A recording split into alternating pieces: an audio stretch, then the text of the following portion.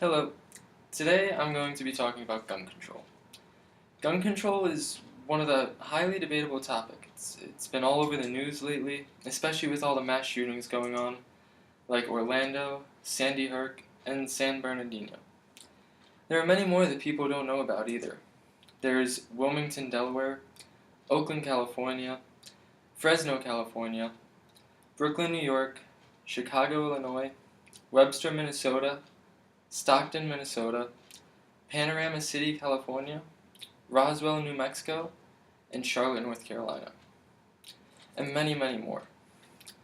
In all of those shootings, at least 4 people were shot, being either killed or injured. And it's funny that all of those shootings I listed there just happened to take place since June 11th. That's crazy to think about, huh? That's only 6 days ago. So, with all this being said, I'm sure you're all expecting me to spell out some democratic opinions about why I think guns are bad and why they should be banned from the US completely. Well, that's not the case. Although in the wrong hands, guns can be exceptionally dangerous. They are used mainly for protection, US citizens. Even though shooters do purchase guns legally sometimes, not all do. So the illegalization of guns and buying guns won't really fix the issue. If they're going through the trouble of planning somebody's murder, which is a crime by itself, getting a gun illegally won't really be a big issue. Especially because at the end, the suspect really does take his or her own life anyway. So, with that being said, it could bring up some arguments about the situation, saying that the soliciting of guns, it might not fix the problem, but it could definitely help a little bit. Although that could be the case, there are many reasons why that's not true.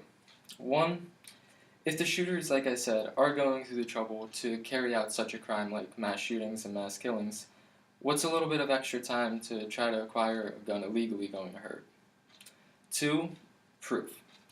Without proof that getting rid of guns would stop would stop mass shootings completely, is it really worth taking the only things that could protect us out of our hands, being guns? No matter your political party or political views, that is not a wise thing to do. And third, most of these shooters have some sort of affiliation with terrorist groups or radical groups that can supply them guns and ammunition anyway.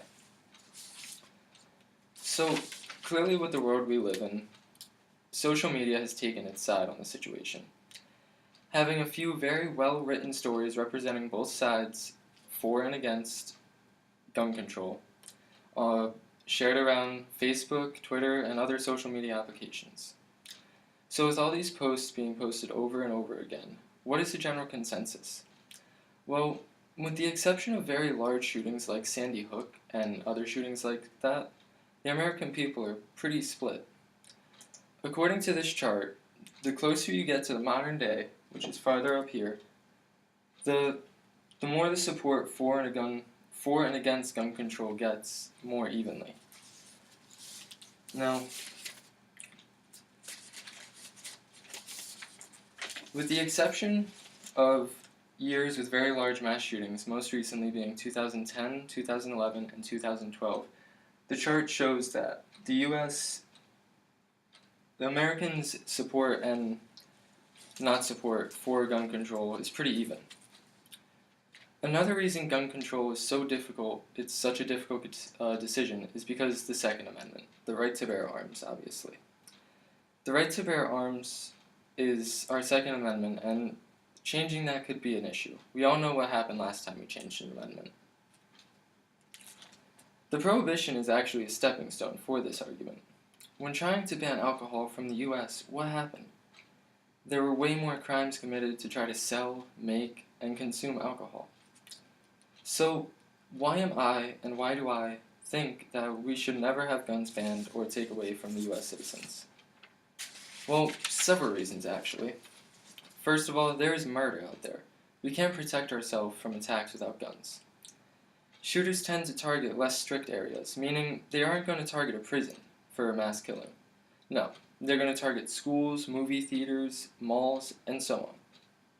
Also, hunters and sportsmen are affected by this very much.